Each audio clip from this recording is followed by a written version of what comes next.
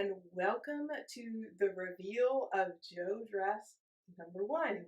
I am so glad that you are here, whether you are new to my channel or returning. Thank you so much for being here and for joining me on my journey of becoming Jo March through creating her wardrobe, or rather creating a wardrobe that she may have worn in the 1860s. So I thought I would begin by showing you how she would have gotten dressed. Remember, this dress would have been when she was 15 years old, so she is not fully a woman yet. However, girls did wear clothing that mimicked their mothers and undergarments that mimicked women's, and so from a very young age, they would wear corded petticoats, small crinolines, corded stays or corded corsets, different things like that. So even though Jo is not fully a woman yet, her undergarments would have mimicked a woman's in many ways. So of course you have these split drawers underneath, and then you have the chemise, and then on top of that I have a corset. Whether Jo was fully wearing a corset at 15 or not, of course we don't know for sure, but I am a woman, so I need a corset. The next thing that I'm going to put on is actually a corded petticoat. Girls in that time frame didn't always wear a crinoline. Sometimes they would just wear multiple layers of petticoats, including a corded petticoat. And so I am going to take a little artistic license here and make an assumption that because Jo was a tomboy, by her own admission and her sister's admission, she probably actually did not really want to wear a crinoline and a hoop skirt and all of that jazz. She probably tried to get away with wearing the least possible when it came to those things. So my guess is if she was allowed to, she would have worn a corded petticoat and layers of petticoats instead of wearing a cage crinoline. So you have the corded petticoat. You can access the video on my channel to learn how to make one of these. I actually show you how to make 2 different styles, and you can actually also access a upcoming video to learn how to make this corset and how to make the chemise and drawers. So all of those are coming soon. So she has her corded petticoat, and then I'm going to put 1 petticoat on top of that. She may have had more. They would wear as many petticoats as possible to make the dresses the fullness that they wanted, but I'm going to go with 1 petticoat for now. And so I'm going to put that on next. And then I'm going to put on the dress. So this dress is actually 2 pieces, but what I did, they would make their dresses in 2 pieces sometimes because then they could wear them for more things, right? So you could use the skirt for both a day dress and an evening dress and just change the bodice. And so I did that to mimic that. I also am going to use this skirt again for one of her future outfits, as you will see as we continue through this series. And so that was the other reason. Now, I just safety pinned them together. They would have used hooks and eyes at the waist to hold them together.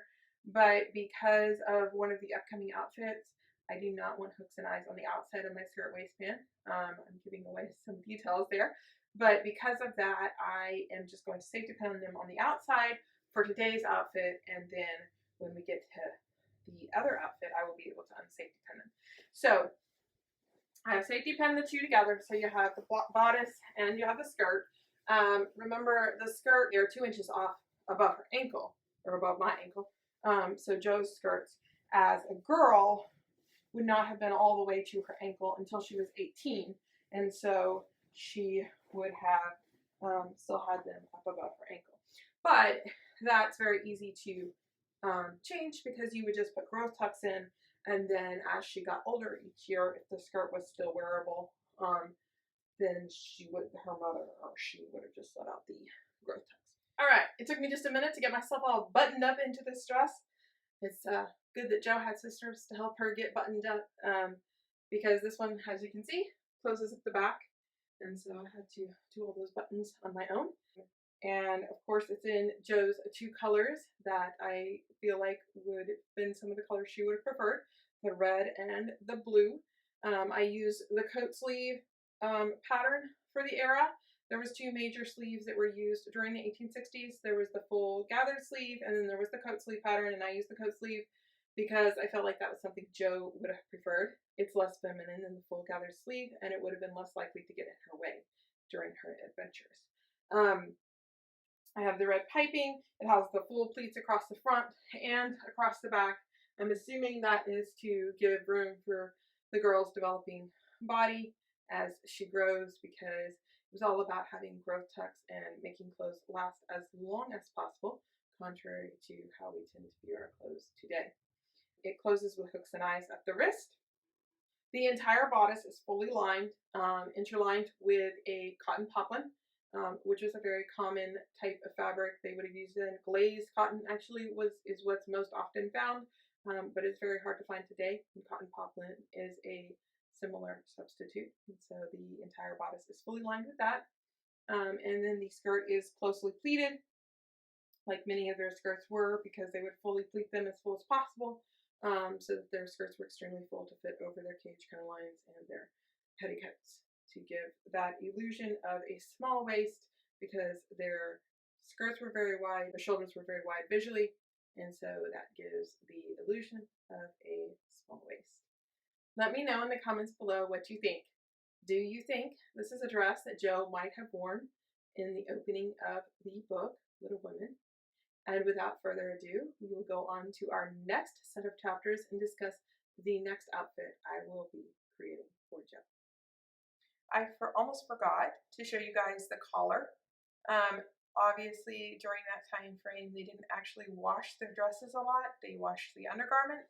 And one of the ways that they would keep the neck of their undergarment clean was by wearing collars. They were separate and they were starched, and they were usually white so that they could bleach them. And so this is the collar I've created for Jo. I went with more of a stand-up collar that more imitated the men's styles of the day, which is a nod to the reference in the beginning of the book when her and Meg are going to the party, and it mentions Jo's stiff, gentlemanly collar. And so I use that as an inspiration, creating the collar for this dress to protect the neckline of the dress. So we read chapters 8 through 14 this time, and throughout these chapters, we see Jo wanting to become something, and we learn more about her ambitions. In chapter 13, when they're imagining the next 10 years of their lives, the girls and Laurie, Jo says, I want to do something splendid, something heroic or wonderful that won't be forgotten after I'm dead. I don't know what, but I'm on the watch for it and mean to astonish you all someday. I think I shall write books and get rich and famous. That would suit me. So that is my favorite dream. So in addition to Jo's character traits that we talked about last time of adventurous and active, empathetic and passionate and imaginative and literary, we began to see throughout this set of chapters that Jo is also extremely ambitious, especially for a girl of her time, when more traditional roles were in place for men and women. And we see Meg wanting to get married to a rich man and have children, and in sharp contrast to that, as almost as a character foil, we see Jo wanting to do something with her life in an independent fashion. And she's not talking about getting married. She's not talking about having kids. She's talking about writing a book. She's talking about doing something heroic and those kind of things. We also learn more about her passion. In this sense, we learn about her anger. In chapter 8, Amy gets upset at Jo because Jo does not let her go to the theater with Laurie and Meg and Jo. And so Amy burns Jo's book while Jo is gone. And it talks about how Jo is very angry after that and how she does not accept Amy's apology. And not only that, she ignores Amy. And it even mentions that everyone, the girls and Miss March, had learned that it was not wise to try to confront Jo about this or to try to change Jo's mind. Instead, they would just let Jo's anger run its course until it passed. And ultimately, Joe's anger passes when they go ice skating and Amy follows along without Joe and Lori's permission and falls through the ice. And Joe and Lori have to rescue Amy. And so we learn about how strong of feelings Joe has, even more in this set of chapters. But we also repeatedly see Joe's writing ambition. Obviously, with Amy burning her book, we also see it in chapter 10 when it talks about the PC and the PO and how Joe is the writer and editor of the Pickwick portfolio, even though some of the other girls contribute. Joe is the mind behind that. And then ultimately, this set of chapters ends with chapter 14, where Joe furtively goes off to try to get her first story published. So we learn a lot about Joe's ambitions in this set of chapters, and very specifically what those ambitions are, right? So I am not going to be creating an entirely new dress for this set of chapters. Instead, because Joe is still 15 at this time frame throughout this entire set of chapters, Joe is still 15 years old. So the fashion and the dresses she would have worn would not have changed that much during that time frame. Also, in sharp contrast to how we deal with our clothes today, they would have made their dresses last as long as possible, and they would have had a set of dresses that they would have repeatedly worn rather than having a lot of different dresses that they only wore a few times. So I think it's perfectly plausible to continue with the same dress for Joe, but I am going to create some new outfits with it for several of the events in this set of chapters. So the first one is that I am going to be creating a quilted petticoat. I thought about creating an entire skating suit for when Joe goes skating with Lori, but I did some research and Prior Attire actually already has created one. So if you are interested in seeing what an 1860s skating suit for women would have looked like, go check out Prior Attire's channel and hers. I also had a hard time nailing down what teen girls would have worn for their skating ensemble during this time period. I could have just copied the women's one, but since Prior Attire had already created, and because I live in Texas and would never get to wear it, I decided to forego the skating suit idea. But I am going to create the quilted petticoat. And then the other thing I'm going to create is I'm going to create Joe's scribbling suit. Now, her scribbling suit is not called that until later on in the book. However, throughout these chapters, she is very actively writing. And so I think it's appropriate at this point to go ahead and create her scribbling suit because she probably was already wearing it or something similar to it during this set of chapters, during this time frame, but it just hasn't formally been mentioned in the book. So here are the items that I'm going to use to create them. This is a cotton flannel with quilt batting in the middle and flannel on either side.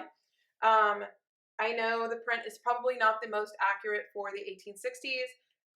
However, I do love a good deal. And this was on a good deal at Farmhouse Fabrics, one of my favorite fabric stores. And so I went ahead and bought it. And so I will be creating her quilted petticoat out of this. It'll be nice and warm. I'm hoping once the pandemic is over to be able to do some outdoor events where I sell some of the products that I make. And so this will be perfect when I'm doing outdoor winter events. I can add this on under whatever I'm wearing to help keep me warm. So it will be very useful, not just part of Joe's wardrobe. But that is what I'm going to make. It is in blue, which is one of the colors I decided was probably predominant in Joe's wardrobe, even if the print might not have been her favorite. We also have to keep in mind they would have used whatever they had. It could have been a hand-me-down from Meg. It could have been Amy's. It could have been Marmy's. It could have been, someone else's too. So it might not have been made just specifically for Joe. But she would have worn something like that underneath her skirt when she went ice skating.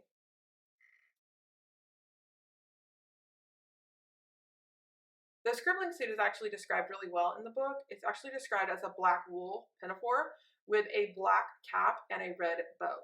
And so I have black wool. This is a worsted wool. And so I am going to create a pinafore. I have pulled a few pictures so far. Most of what I'm finding when I'm researching for pinafores is actually for girls. So I'm going to assume, because Jo is only 15 at this point, that her pinafore would have been more of a girl's pinafore than a woman's apron. And so I'm going to pattern it after that. And then I will make the cap and do the red bow. So here are some of the pinafore ideas that I found. Of course, I will be doing another video once I complete these two items, her scribbling suit and her quilted petticoat. And I will do a similar video to what I did at the beginning of this one to show you guys how to get dressed and how the quilted pinafore would have been worn and all those different things. And then our next chapter after this set is just chapter 15. So there's not a lot of reading before the next outfit will be revealed. If you do not remember what the reading schedule is, here it is again. So we've already done chapters 1 through 7. That was this outfit that I'm wearing right now. Chapters 8 through 14 is what I just explained, and I will be doing the scribbling suit and the quilted petticoat for the ice skating and Jo's riding. Chapter 15 will be for outfit 3, and then chapter 16 through 29 will be outfit 4. Chapters 30 through 36 will be outfit 5. 37 through 40 will be outfit 6, and 41 through 46 will be the final outfit.